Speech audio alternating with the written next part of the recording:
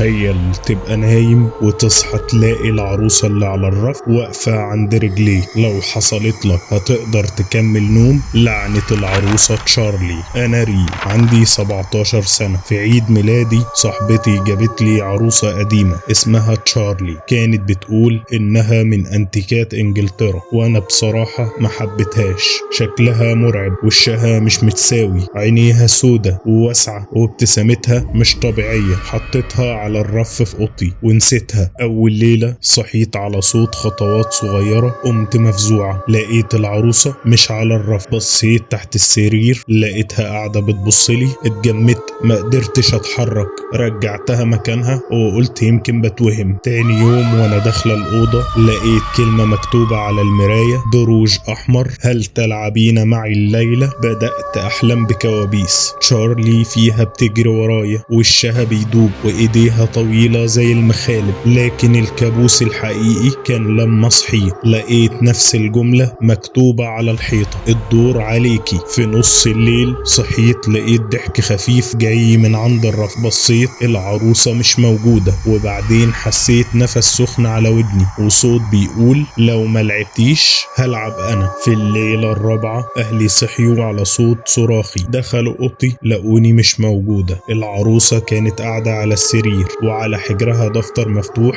مكتوب فيه بخط صغير ومتكرر آلاف المرات: ريم بتلعب معايا للأبد. من يومها محدش شاف ريم. بس الغريب ان العروسة اتباعت في سوق الانتيكات بعدها بأسبوع، ومستنية صاحبتها الجديدة. لو عجبك الفيديو ما تنساش تعمل لايك وتشترك لو على يوتيوب، او تتابعني لو على تيك توك، علشان لسه في كتير ما اتحكاش، ولسه الرعب الحقيقي ما ابتداش.